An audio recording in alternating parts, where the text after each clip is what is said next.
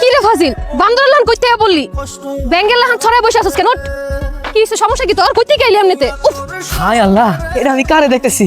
আসমান থেকে না করে সাক্ষাৎ করে নেমে আইছে। কি উল্টাপাল্টা কথা কইতেছস? তোমারে আমার মনে ধরছে, তুমি ফাইনাল।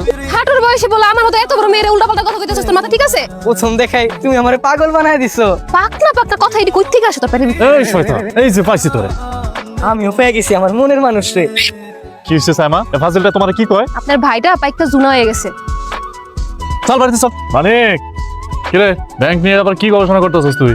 দেখতাছি ভিতরে কত টাকা জমা হইলো। এই এটা তুই কি করলি? ব্যাংকটা ভেঙে ফেলাইলি? টাকার মেলা দরকার গো ভাইজান। তোর আবার কিসের টাকা দরকার রে? কোনো কিছু একবার মুখ থেকে উচ্চারণ করার আগে তো আমি সাথে সাথে আইনা দিতেছি। আর তোর যদি কোনো কিছু দরকারই হইতো তাহলে তুই আমারে কইতি, আমার কাছ থেকে টাকা নিতি। এত শখ করে ব্যাংকটা কিনছো, তার মধ্যে আবার খাইয়া না খায় টাকা জমাস, ওই ব্যাংকটা কি লেগে ভাঙছো? পার্সোনাল কাম গো ভাইজান, পার্সোনাল কাম। এইসব কাম নিজের টাকা দিয়ে করতে হয়, ভাই ব্রাদারের টাকা দিয়ে করলে সফল হওয়া যায় না। নিজের হাতে খাইতে পারো না, তোমার আবার পার্সোনাল কাম না? কয় টাকা হয়েছে দেখতো? ওই যে তোমার টাকা গুনতে দাও। কি না তোমার পান? তোরা তো এই পানটা না খাইলে না রাইতের বেলা আমার ভালো ঘুমই হয় না। পান খাওয়া তো বাহানা, এটা তো তোমার ঘুমের ওষুধ। আচ্ছা ভালো কথা, তোর তো ইন্টারমিডিয়েট পরীক্ষা শেষ হয়েছে, এরপর কি করবি ভাবছস? আরো পড়ালেখা করবি নাকি তিন কবুল কইয়া শ্বশুর বাড়িতে চলে যাবি? বুঝছি তো, আমরা তো তাড়াতে পারলেই তুমি বাঁচো। মাইয়া হইয়া জন্মাইছস, একদিন না একদিন তো শ্বশুর বাড়িতে যাইতেই হইব। না আমি কখনোই বিয়ে করবো না, মানে আমার বাপের বাড়িতে আইবুড়ি হয়ে থাকেছো। তা থাকতে পারোস, আমি যখন মইরা যাবো তখন তোর কি হইব? তখন তোরে দেখভাল করবো কে? তুমি সব কি কইতেছো আব্বা? আইছিলাম তোমার লগে একটু আড্ডা দিমু, তুমি চাইতেছো আমি এখান থেকে চলে যাই, তাই না? রাগ করতেছস কেন?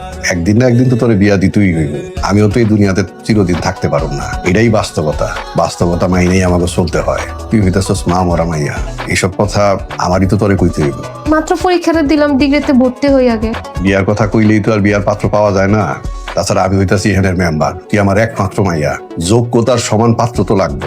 অবশ্য তোর যদি কোনো পছন্দ থাকে আমারে কইতে পারোস, তোর খুশি আমার কাছে সবার আগে। আমি কখনো এমন কোনো কাজ করিই নাই যেটার জন্য তোমার ইজ্জত যাইবো, আর কখনো এমন কোনো কাজ করবো না।